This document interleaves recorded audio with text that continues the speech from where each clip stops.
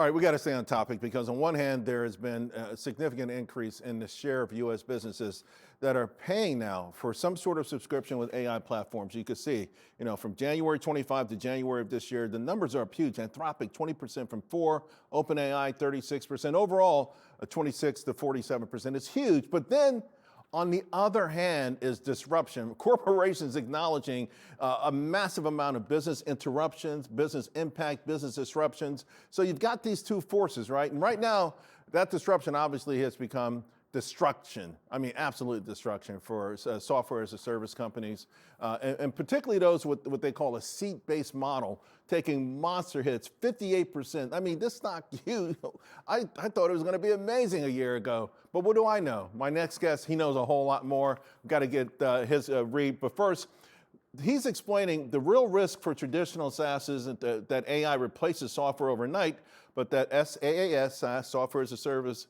becomes the legacy layer. Shay Boloor is with us. Shay, so help us out here. What exactly for us lay folks does this mean?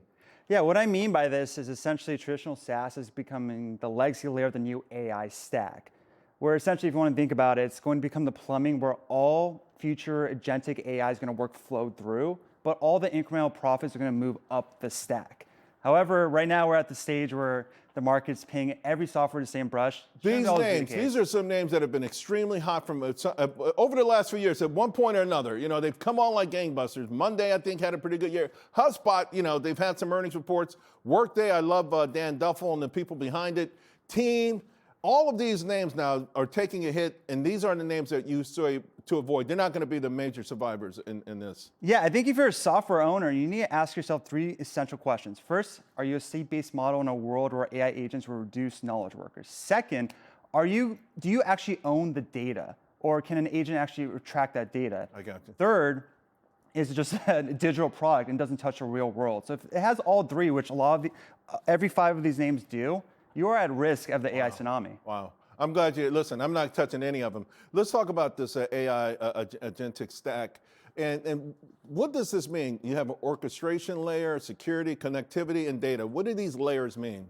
Yeah, I mean, the orchestration layer is the most important layer as of right now. It is a bottleneck. It's the in-between powerful, cheap models and messy, valuable enterprise data. So they need to be able to create the decision layer between those 2 forces. That's essentially what Palantir does. Security layer, the digital products that are going to be introduced in the new AI economy, it's going to be 1,000x. What do you have to do with all that data? You need to protect it. That's why you have the basket of 4 right there. Connectivity layer, Cloudflare proved essentially just in their last earnings call that the amount of AI traffic doubled in January alone. You need to have the actual users closer to the edge, and that's essentially what connectivity layer does. And data, AI doesn't work without data platforms.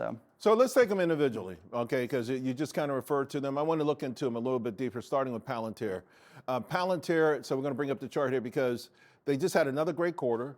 The stock, though, again, just sort of drifting, and now it's really powering below the 50, 200-day moving average. Over the weekend, some kind of scuttlebutt that they were hacked. I don't know if that's true or not, but I do know what's true is that the stock is starting to be vulnerable here, and there's some well-known short positions out there. Yeah, I do think this is a classic case of sentiment follows price action. Nothing about Palantir's earnings fundamentals prove that this is a top. They just guided a fiscal full year 2026. 60% revenue growth with 70% operating margins. This is not a cyclical business. They operate in that new bottleneck right now of making the decision layer for all this data that's going to be coming from these models. So it doesn't matter which LLM wins.